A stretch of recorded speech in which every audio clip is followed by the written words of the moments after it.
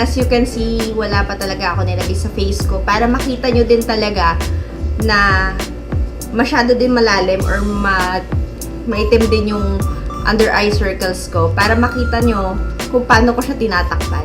Yung mga 80 to 90% pero hindi ko naman din masasabi na 100% na conceal ko siya.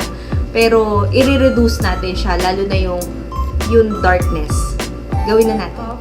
We start with the concealer. So ito yung style talaga na ginagawa ko. Concealer muna para mas makapit siya. Kasi pag nilagyan na natin siya ng liquid foundation, dudulas na siya. So magmo-move yung product. So I'm using ink concealer ni Peripera in number 2. 02. Medyo light lang siya. Ayan. Pero may mas light pa dito.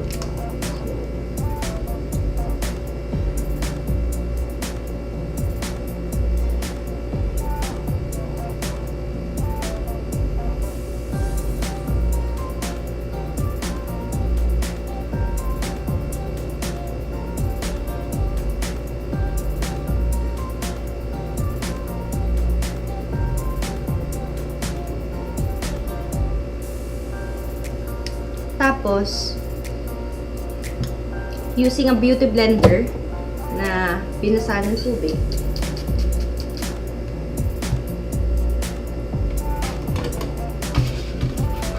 blend natin.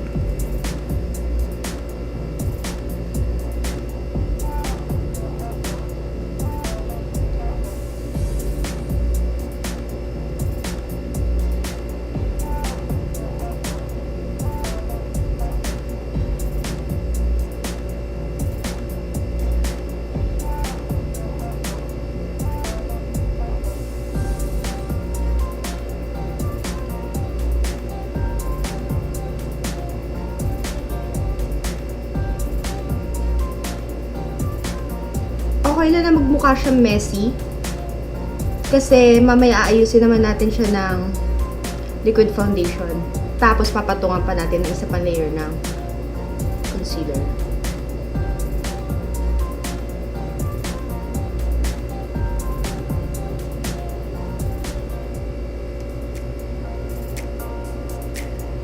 So, ngayon, medyo nakikita nyo na, natakpan na siya. Nalagyan naman natin siya ng liquid foundation para mag-even out yung buong skin. So, I'm using MaryKay in Ivory 5. Ito yung Luminous wear ni MaryKay. Gamit tayo ng foundation brush ni MaryKay.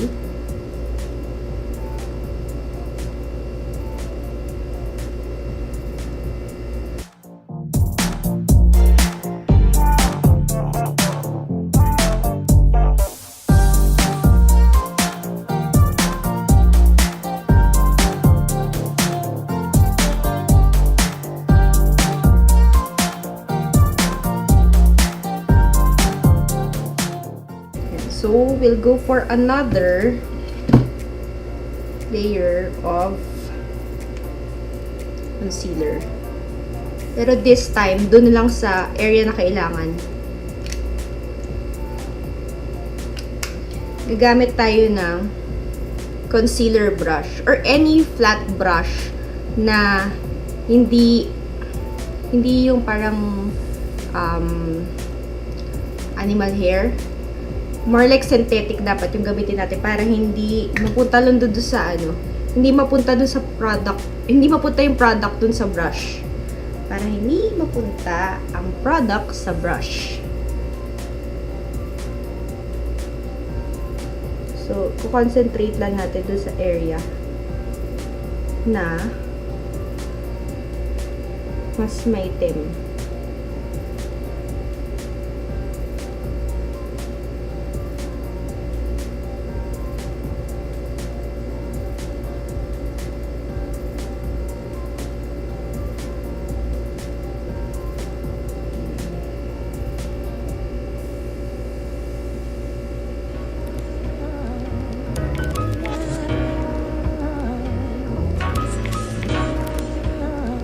Parang nalagyan ko rin buo. Ang dami kasing dark areas eh.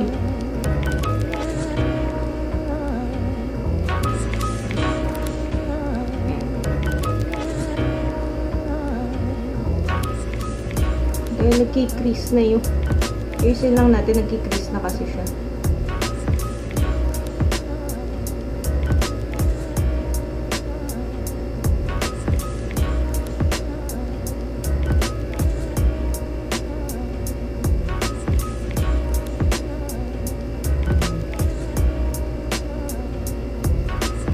Set natin ng translucent powder. Gamit tayo ng fluffy brush, pero yung medium lang. Huwag yung masyado malaki kasi malalagyan lahat buong mukha.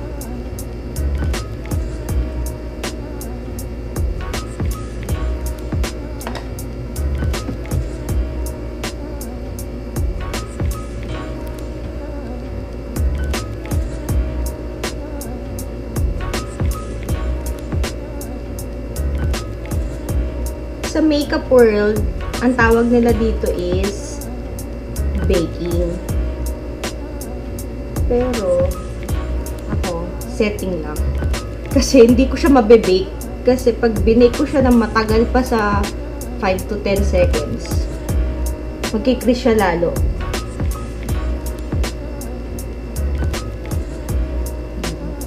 So, doon naman tayo sa kabilang eyes.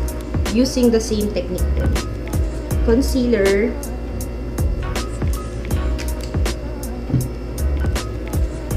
Flat concealer brush. Doon lang din sa area na kailangan. Yung maiitim lang.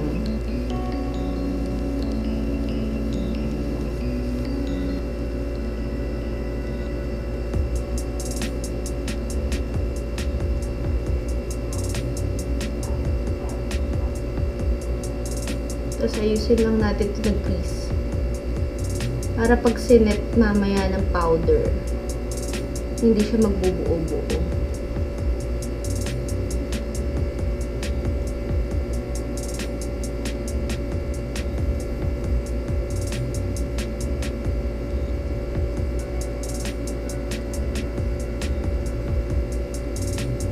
Madalas nangingitim yung mga ganito natin.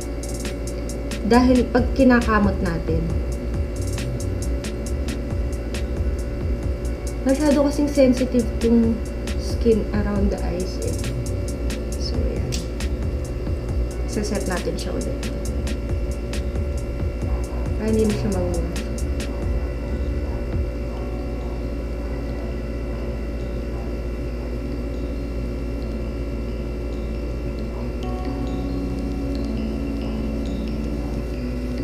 Yan.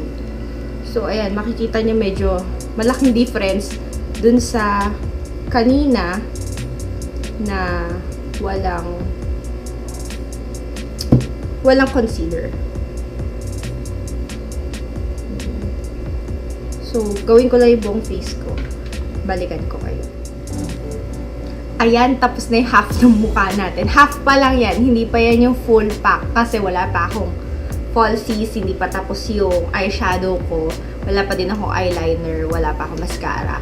So, idadagdag ko lang yung isa pang trick na ginagawa ko para talagang matago natin yung under eye circles natin. So, sa nakita nyo kanina, concealer, foundation, concealer, and then sinet natin ng translucent powder.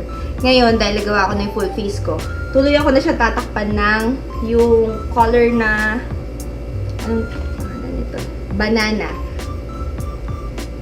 Siya yung usually na yellow sa palette. So, itong palette na to is contour kit ni Anastasia Beverly Hills. Meron nitong dupe yung beignet na banana din. Banana. Ganito din color yung powder. So, pwede natin gamitin niya. Mas mura yon. Ayan. So, lagyan na natin. Yung triangle lang na to. Para ma-bring out lang natin. Hindi siya yung nangingitim.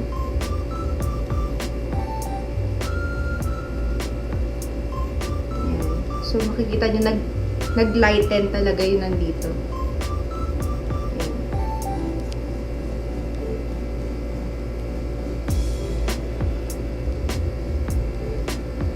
Tapos, para pantay naman yung buong part,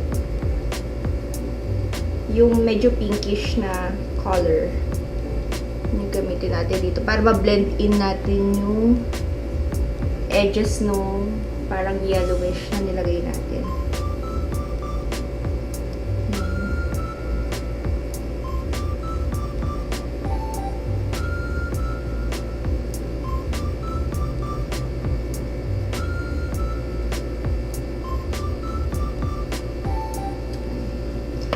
Para hindi naman tayo mukhang patay, gagawin ko naman na yung ibang part na kulang natin sa makeup natin. So, mamaya babalikan ko ulit kayo pagkatapos sa makeup natin.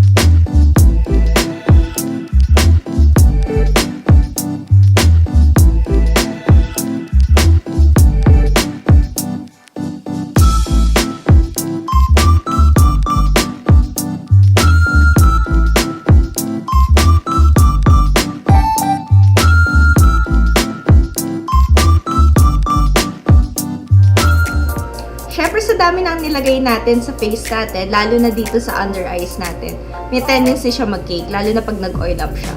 So, best thing na gawin natin is right after natin tapusin yung pag-apply ng makeup natin, mag-spray na tayo ng setting spray. Any setting spray pwede naman, but I highly recommend using all-nighter ng Urban Decay. Tapos, pag nag-oil up pa rin kayo, dahil syempre, pagka medyo humid yung weather, mas mabilis mag-oily yung skin natin, lalo na kung oily yung skin type nyo. Meron naman tayong yung blotting tissues ni Clean and Clear. Tapos pagka-blot natin, tsaka na kayo mag-apply ng konting or manipis na layer ng translucent powder ulit. So, para lang mag-matte ulit yung yung skin natin. Pero wag nyo na siyang pakapalin pa kasi pag nilagyan nyo pa siya ulit ng pressed powder, feeling ko lalo siya magke-cake. So, ayun lang. Tips lang para lang mas mag-last yung makeup natin. So, ayan. Tapos na tayo sa full face makeup natin. We did applied eyeshadow, eyeliner, tsaka ng false eyelashes. So, ginawa natin before that is yung paglalagay natin ng matte contour na pang-highlight.